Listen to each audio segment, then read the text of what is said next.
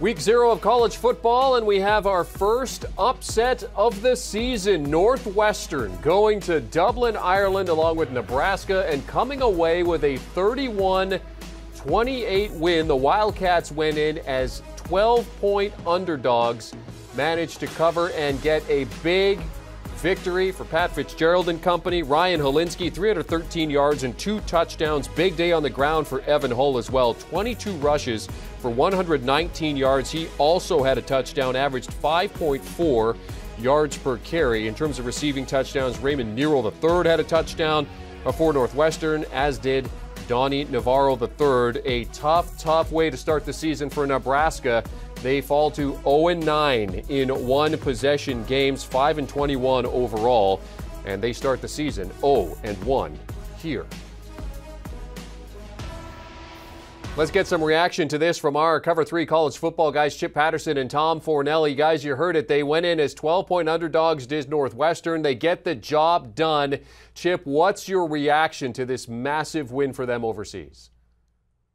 First of all, credit to Northwestern, but the story here is about the Nebraska Cornhuskers and specifically about Scott Frost, because he came into this season with so much pressure. We talked about Nebraska all offseason as the best 3-9 team in America. They had all those one-score losses, but they were always competitive. All they needed was a few lucky breaks to go the other way. Well, between coaching decisions, poor play, mistakes, and yes, a few unlucky breaks, Nebraska finds itself in that familiar position against a team that was also 3-9 a year ago. But you said it right there at the top. You do have to credit Northwestern because last season 3-9 was a little bit of an anomaly from where Pat Fitzgerald has this program. Think about the confidence that the Wildcats have. They were picked to finish near the bottom of the Big Ten. They were only predicted to win 4 games in their Las Vegas win total. Now you've got to think that they've already flipped that math just a little bit. This is a Northwestern team that comes back home thinking about trying to make it to a bowl game, and that's huge for the Wildcats.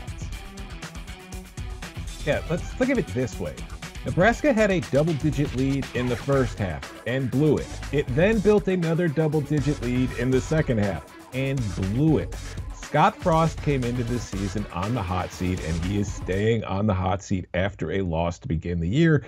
And part of the reason is, Chip, as you said, yes, there were mistakes made, but the fact is, Scott Frost has now lost 8 straight one-score games because Scott Frost keeps making bad decisions in close games. The one decision early in the game to go with the onside kick when Nebraska had all the momentum going their way, gave it away. Northwestern got the ball, quickly went down the field and scored and made it a 3-point game again. And just the fact that in the second half, after Nebraska came out on fire offensively in the first half, Northwestern went into the locker room and made some defensive adjustments. They saw what Nebraska was trying to do and figured out ways to stop it.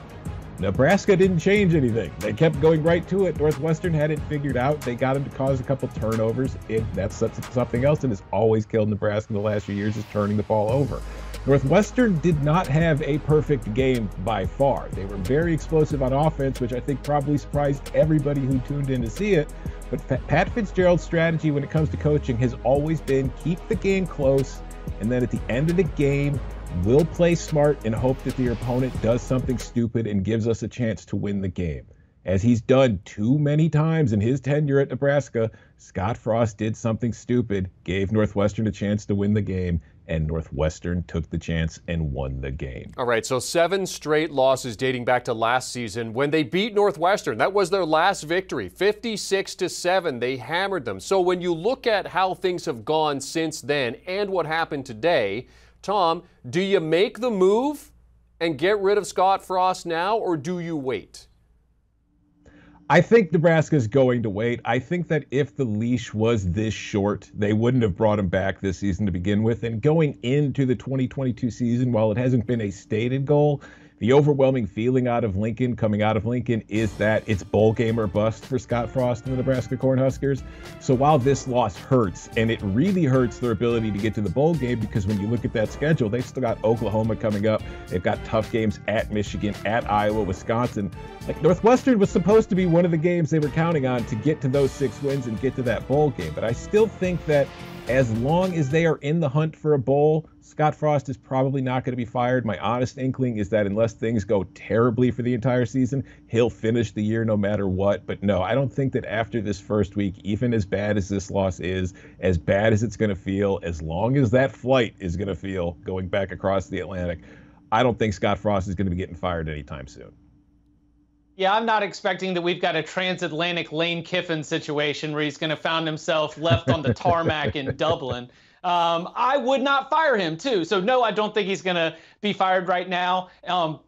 He will continue to coach this team for a little bit. And then my opinion is also don't do this right now because it is far too early to risk really losing a roster that is so volatile, in my opinion. And what I mean by that is you've got nearly 24 transfers that are on this Nebraska roster.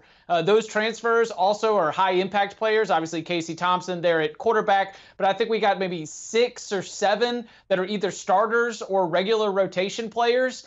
And they're already coming into this program because of what Scott Frost has sold on them trying to get this Nebraska team back to the postseason, get this Nebraska team into a bowl game. You know, they didn't commit to Nebraska out of high school, so you don't want to lose the commitment of these players that had already come to try and help the Cornhuskers reach a level that they had not gotten under Scott Frost. The coach who got all those transfers in, you can't fire him right away. So like Tom said, there was already a very expressly put and simple bowl game or bust type scenario that Scott Frost faced in terms of the hot seat. And yeah, the back half of that schedule, there are not many games that look winnable. But until you've got that 7th loss, until Nebraska is officially eliminated from postseason contention, I expect that Scott Frost will still be the head coach of the Nebraska Cornhuskers. North Dakota and Georgia Southern coming before they get Oklahoma and Indiana on their schedule. Turning to the Northwestern side of things, I mean, Chip, how big of a win is this for them? And can you give some props to Ryan Holinsky? I mean, big day for him, 313